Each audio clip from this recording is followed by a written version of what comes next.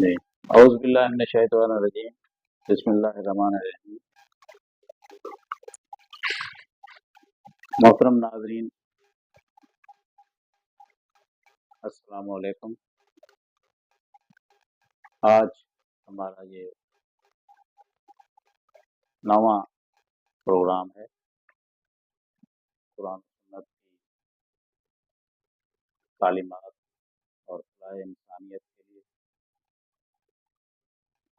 Public welfare ایسوسی ایشن روزہ ہیومن کیئر کی جانب سے ہم اس کو آپ کی خدمت میں پیش کرتے ہیں۔ ہمارا مقصد موجودہ صورتحال میں برائیوں کو قرآن و سنت کے حوالے سے روکنا اور اللہ تبارک و تعالیٰ کی حد کا جو ہے ادراک کرنا، تاکہ ہمارے معاشرے سے بہت سی ایسی برائیاں جو جنم لے رہی ہیں اور ان کی کثرت ہونا شروع ہو چکی ہے، تو اسی حوالے سے یا اسی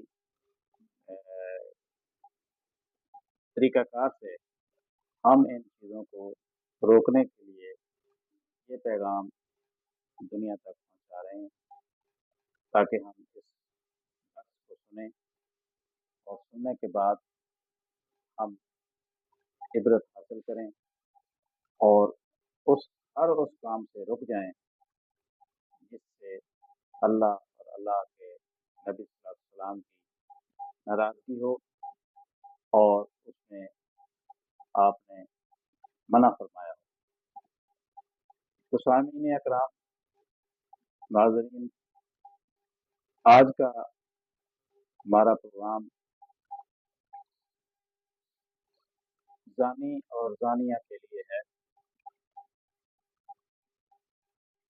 جس کے لیے ہم نے دعوت دی ہے سید محمد طاہر شاہ صاحب، جو حافظ قرآن بھی ہیں، قاری بھی ہیں اور الحمدللہ قرآن و حدیث کا علم بھی رکھتے ہیں۔ ہمارا مقصد صرف تو آج ہم 3-4 سوال قاری صاحب کے آگے پیش کریں گے، اور 3-4 سوال کا جو اللہ تبارک و تعالیٰ نے حد لگائی ہے اور نبی صلی اللہ علیہ وسلم نے ان کے بارے میں جو ارشاد فرمایا ہے، اس کے متعلق ہم قرآن و سنت کے حوالے سے رہنمائی حاصل کریں۔ جی قاری صاحب، آج کل ویسے یہ تو شروع سے ہی اس قسم کی چیزیں ہوتی آ رہی ہیں دنیا کے اندر، زنا ہے، اغلام ہے، دیگر بہت ساری بیماریاں، برائیاں جو کہ ہم نے ایسے لوگوں سے لی ہیں یہ جو غیر مسلم کرتے تھے، جن کے ہاں خاندانی طریقہ کار جو ہے وہ شرم اور اسلامی لحاظ سے وہ مطابقت نہیں رکھتا، تو مسلمانوں کا وتیرہ بھی اب یہی ہوتا جا رہا ہے کہ ہم اس برائی کے اندر مرد و عورت ایسے گھس گئے ہیں کہ ان کو یہ ڈر خوف ہی نہیں رہا کہ میں کسی کی منقوہ ہوں یا مرد کسی کے نکاح میں ہے۔ اس کے علاوہ آج کل کو ایجوکیشن کے اندر بھی یہ بیماریاں پائی جاتی ہیں کہ لڑکا اور لڑکی باہم رضامندی سے اور بڑی خوشی سے اس قسم کے کام سر انجام دے رہے ہیں، اور گینگ ریپ کے واقعات جو اس کو اجتماعی زنا کہا جاتا ہے، یہ بہت زیادہ آج کل اس دور میں ہوتا جا رہا ہے، اور اس کے لیے شاہ صاحب قرآن و سنت کے حوالے سے اور حدیث نبوی کے حوالے سے ہم آپ سے رہنمائی حاصل کریں گے کہ اس کی حدود قیود کیا ہیں اور اس کی سزا کیا ہے۔ جناب بسم اللہ محمد طاہر الرحمن الرحیم نحمده ونصلی علی رسول الکریم اما بعد فاعوذ باللہ من الشیطان الرجیم بسم اللہ الرحمن الرحیم۔ سامعین و ناظرین، تمام دوست احباب کو ہماری جانب سے السلام علیکم ورحمۃ اللہ وبرکاتہ۔ اللہ تعالیٰ آپ کو خوش اور سلامت رکھے، خیر و عافیت سے رکھے۔ آج ہماری گفتگو کا جو موضوع ہے، ڈاکٹر صاحب نے جو سوال کیا ہے وہ یہ ہے کہ آج کل مسلمانوں کے اندر جو زنا کی بیماری ہے یہ عام ہے۔ جناب ہر بندہ جو ہے نا، چاہے اس کی ایک بیوی ہے یا دو ہے یا تین ہے، جناب وہ بھی ٹھرکی اور عاشق ہے۔ تو ہم نے ان سب کی جو سزا ہے، چاہے زنا بالرضا ہو، زنا بالجبر ہو، ریپ کاری ہو، جو بھی ہو، اسلام نے تو سب کی سزا رجم رکھی ہے۔ اگر وہ شادی شدہ ہے تو ان کو رجم ہے، اگر کنوارا ہے تو اس کے لیے 100 کوڑے اور جلا وطنی ہے۔ اسلام کی یہ سزا ہے۔ آگے جو نظام ہے اس کی سزائیں زنا بالجبر کی الگ ہے، زنا بالرضا کی الگ ہے، وہ تو مجھے اس وہ کا تو تعزیرات پاکستان ہیں، ہاں ہم تعزیرت نے وہ ہم مجھے تھوڑے ہی ہم نہیں ہے ان کہنے چیزوں چاہتے، کا، ہم صرف لیکن اور صرف شریعت سے اس کی ہم رہنمائی نے جو رسول اللہ نے اس کی وعید سنائی ہے، آپ صلی اللہ علیہ وسلم نے امت کو جو سنائی ہے کہ اس کا گناہ کیا ہے، جی اس کی تباہی اور بربادی کیا ہے، جی جناب ہم نے وہ بیان کرنا ہے رسول اللہ کی احادیث مبارک سے۔ ہم نے اس چیز کو بیان کرنا ہے کہ رسول اللہ نے اس کی کیا وعید سنائی ہے۔ یہ بخاری شریف جناب میرے سامنے ہے، آپ دیکھ سکتے ہیں، صفحہ نمبر 185، صفحہ نمبر 185 پہ یہ حدیث پاک موجود ہے۔ یہ حدیث بہت بخاری شریف مطبوعہ قدیمی کتب خانہ صفحہ نمبر 185 کتاب الجنائز کے اندر یہ آخری صفحہ ہے، آگے کتاب الزکوٰۃ شروع ہو رہی ہے۔ یہ حدیث پاک موجود ہے، آپ دیکھ سکتے ہیں۔ ہم نے کوئی چیز اپنی طرف سے نہیں گھڑی، ہم رسول اللہ کا جو اصل اسلام ہے خالص وہ آپ کے سامنے بیان کر رہے ہیں۔ اس میں حدیث پاک ہے حضرت سامورہ بن جندب رضی اللہ تعالیٰ عنہ، سامورہ بن جندب، وہ فرماتے ہیں کہ یہ حدیث طویل ہے، میں اس کا اقتباس آپ کے سامنے پیش کر رہا ہوں کہ نبی پاک صلی اللہ علیہ وسلم جب صبح کی نماز پڑھتے اقبل علینا بوجہ، تو چہرہ ہماری طرف پھیر لیتے۔ آپ صلی اللہ علیہ وسلم نماز پڑھا کر چہرہ نمازیوں کی طرف کرتے ہیں۔ تو ڈاکٹر صاحب یہ ان لوگوں کا رد بھی ہے، میں نے دیکھا ہے امام حضرات کو جو نماز پڑھ کے سلام پھیر کے اٹھ کے چلے جاتے ہیں۔ تو آپ سرکار کا عمل دیکھ لینا کہ سرکار فجر کی نماز پڑھا کے ہماری طرف چہرہ کر کے بیٹھتے تھے، وہ کہتے ہیں نہیں یہ قبلہ کو پشت ہوتی ہے، یہ بے ادبی ہے، تم امام الانبیاء سے زیادہ ادب والے آ گئے ہو۔ تو یہ ان لوگوں کا بھی رد ہو گیا جو اس میں جی اکبر علینا بوجہ، ہماری طرف چہرہ اپنا پھیر لیتے تھے۔ آگے فرماتے فقال من رأى منکم اللیلۃ رؤیا، آپ فرماتے کہ تم میں سے اگر کسی نے کوئی خواب دیکھا ہے تو مجھے بیان کرو۔ آپ صلی اللہ علیہ وسلم جو چاہتے اس میں سے اس کی تعبیر آپ بیان فرماتے، ٹھیک ہے نا۔ مثلا آپ نے دیکھا، میں نے لوگوں کو دیکھا کسی کے اوپر قمیض نہیں تھی، کسی کی کوئی ننگا تھا، کوئی ایسے، لیکن میں نے حضرت عمر کو دیکھا کہ ان کے اوپر جناب پوری پوشاک ہے، پورے کپڑے ہیں جناب۔ تو لوگوں نے کہا یا رسول اللہ کیا مطلب ہے اس کا؟ آپ نے فرمایا عمر نے اپنے اوپر پورے اسلام کو نافذ کر رکھا ہے عمر نے۔ مثلا دودھ کی تعبیر آپ نے جو ہے علم بیان فرمائی، اسی طرح آپ بیان فرماتے ہیں۔ وہ فرماتے ہیں فَسَأَلَنَا يَوْمًا، ایک دن آپ نے ہم سے سوال کیا، آپ نے فرمایا تم میں سے کسی نے خواب دیکھا ہے؟ قُلْنَا لَا، ہم نے کہا یا رسول اللہ ہم نے خواب نہیں دیکھا۔ آپ نے فرمایا لَٰكِنَّنِي رَأَيْتُ اللَّيْلَةَ، لیکن میں نے آج رات خواب دیکھا ہے۔ اور ڈاکٹر صاحب یہ آپ کی معراج ہے، یہ معراج تو عام لوگ بھی کرتے ہیں، اولیاء اللہ، اللہ کے نیک بندے، اللہ تعالیٰ ان کو کراتا ہے معراج، تو وہ تو بڑی معراج تھی نا، بیت ارض حرم سے بیت المقدس کی طرف پھر جناب آپ کی اللہ کی تعالیٰ کی بارگاہ میں تشریف لے گئے۔ وہ تو بڑی معراج تھی. اور یہ چھوٹے مطلب جو ہے یہ بھی معراج ہے آپ کی جو آپ نے دیکھا. آپ فرماتے ہیں کہ میرے پاس دو مرد آئے، رجلین اتیانی فاخذ بیدی فاخرجانی الی ارض مقدسۃ. وہ انہوں نے میرے پاس دو مرد آئے، انہوں نے میرا ہاتھ پکڑا، وہ مجھے ارض مقدسہ کی طرف لے گئے. ایک جبرائیل تھے، ایک میکائیل تھے. اچھا، اس میں بہت ساری چیزیں ہیں وہ بھی ہم بیان کریں گے، لیکن آج کی جو ہمارا گفتگو کا حدیث کا میں نے پیچھے پس منظر بیان کیا ہے کہ یہ آپ صلی اللہ علیہ وسلم نے آپ کو خواب میں دکھایا گیا، یعنی آپ کو معراج کرائی گئی. اور نبی کا خواب جو ہوتا ہے وہ وہی ہوتی ہے. جس طرح حضرت ابراہیم علیہ السلام نے دیکھا کہ میں اپنے بیٹے کی گردن پر چھری چلا رہا ہوں، تو یہ اللہ کی طرف سے وہی تھی. یہ ہمارا اور تمہارا خواب نہیں تھا، یہ محمد رسول اللہ، اللہ کے رسول کا خواب تھا. اچھا، آپ نے فرمایا اس میں آپ نے بہت ساری چیزیں دیکھی. وہ آپ کوئی چیز دیکھتے نا تو اس میں جبریل اور میکائیل سے کہتے کہ یہ کیا ہے، تو وہ کہتے آپ آگے تشریف لے جائیں. اچھا، اس میں یہ ہے آپ صلی اللہ علیہ وسلم نے بات غور سے سنیں. آپ صلی اللہ علیہ وسلم نے فرمایا فانطلقنا الی نقب. آپ صلی اللہ علیہ وسلم فرماتے ہیں کہ ہم ایک تنور کے پاس تشریف لے آئے.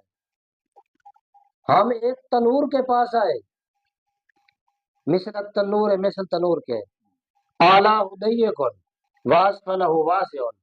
اس کا جو اوپر سے منہ تھا وہ تنگ تھا، واسفلہ واسع، اور اس کا جو نچلے والا حصہ تھا، نیچے والا، وہ بہت فراخ تھا.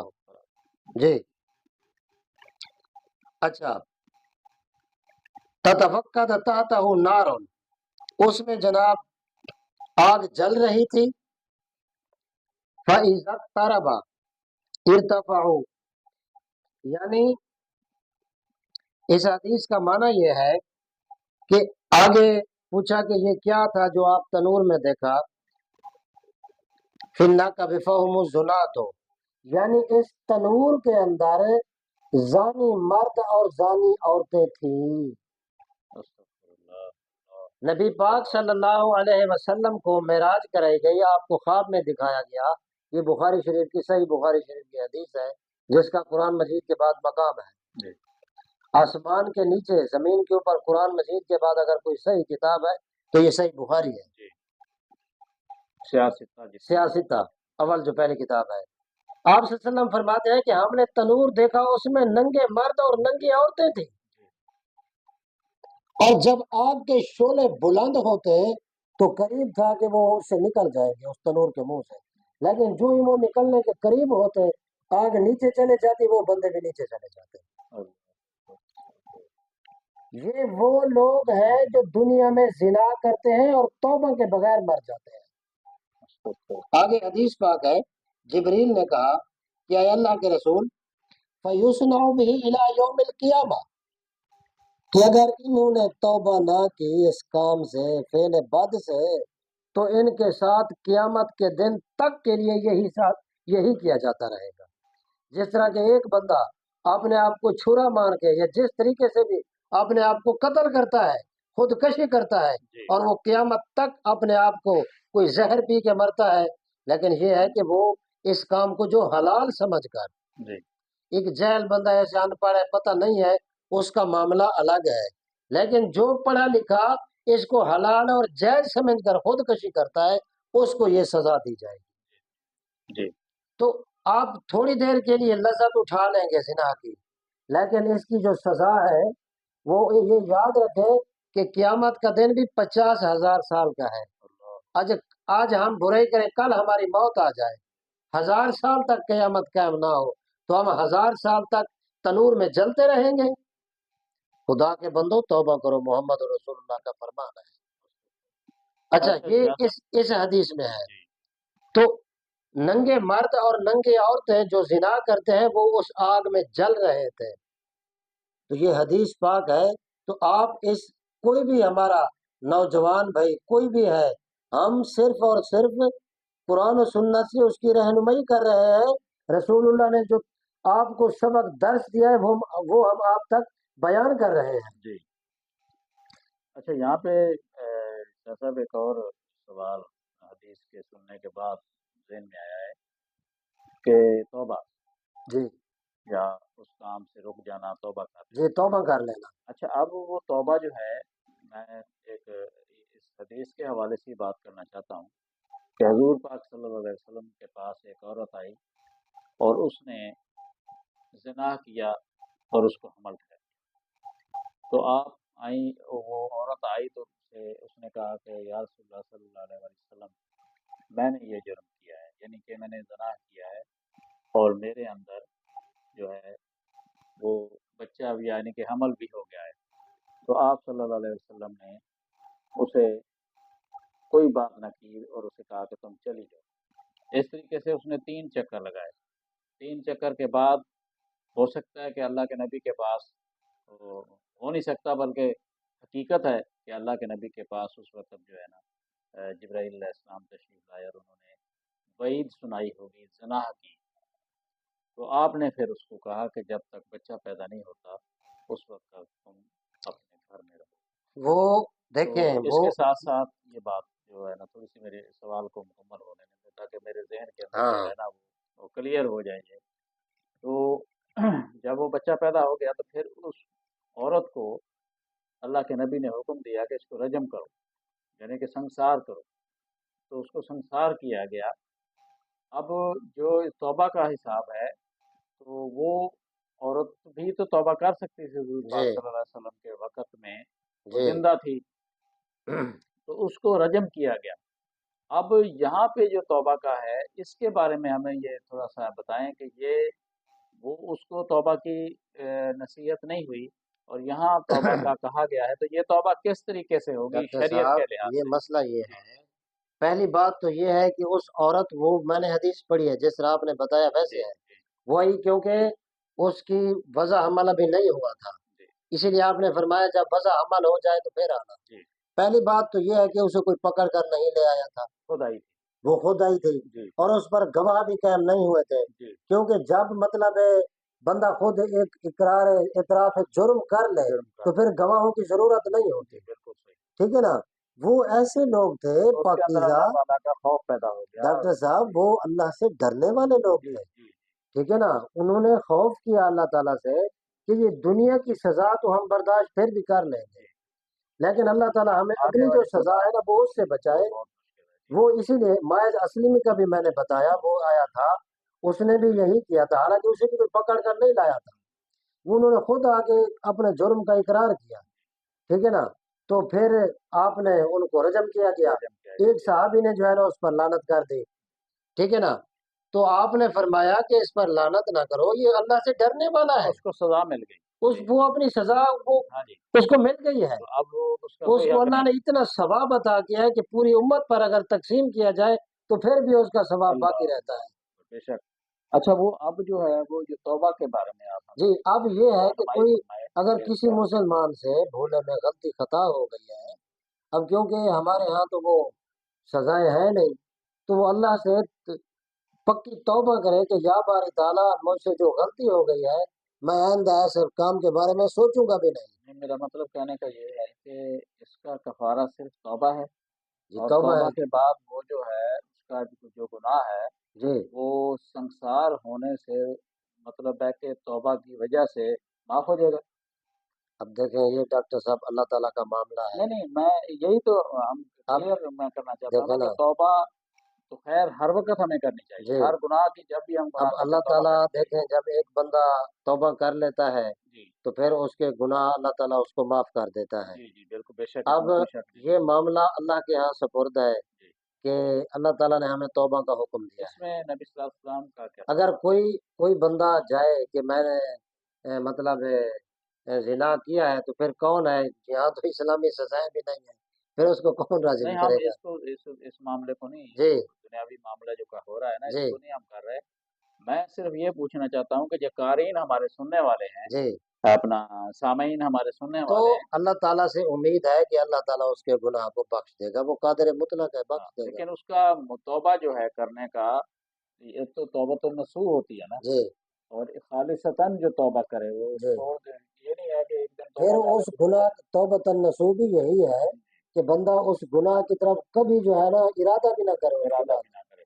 پکی اور توبہ کرے. دوسرا یہ ہے کہ اگر وہ مطلب ہے توبہ بھی کر رہا ہے اور پھر کام بھی اپنا جاری رکھے ہو تو اس کے لیے سزا. یہ تو پھر اللہ تعالیٰ کے ساتھ مذاق ہے. اللہ اکبر. اچھا، ایک یہ حدیث جو ہم نے آپ کے سامنے بیان کی، دوسری حدیث مسلم شریف کے اندر جو معراج کا باب ہے، علامہ غلام رسول سعیدی رحمۃ اللہ علیہ نے لکھا ہے. آپ معراج شریف کا جو اس میں بیان ہے اس میں آپ پڑھ سکتے ہیں. جی. یہ سامعین قارئین کو میں بتا رہا ہوں، حوالے دے رہا ہوں یار میں آپ لوگوں کو. اس میں انہوں نے لکھا ہے کہ نبی پاک صلی اللہ علیہ وسلم جب بڑی معراج پہ تشریف لے گئے تو آپ ایک قوم سے گزرے. آپ یہ بات غور سے دل کے کانوں سے سنیں اور یہ پوری امت تک پہنچانا آپ لوگوں کا فرض ہے. رسول اللہ صلی اللہ علیہ وسلم نے فرمایا کہ میں نے ایک قوم کو دیکھا، ان کے سامنے دسترخوان لگے ہوئے ہیں، ایک طرف بھنا ہوا لذیذ پکیزہ گوشت رکھا ہوا ہے، جی. لیکن لوگ اس بھنا ہوا لذیذ پکیزہ گوشت کو چھوڑ کر گندا بدبودار گلا سڑا ہوا گوشت جو ہے نا، مردار گوشت کھا رہے تھے. میں نے جبریل سے پوچھا جبریل یہ کیا ہے؟ تو جبریل نے کہا اے اللہ کے رسول، یہ آپ کی امت میں سے یا جو بھی مطلب لوگ ہیں جو دنیا کے اندر اپنی حلال طیب پاکیزہ بیویوں کو چھوڑ کر دوسری عورتوں کے ساتھ جو شب باشیاں کرتے تھے، یہ ان کی سزا ہے، اور مرنے کے بعد قیامت کے دن تک ان کے ساتھ یہی کیا جاتا رہے گا.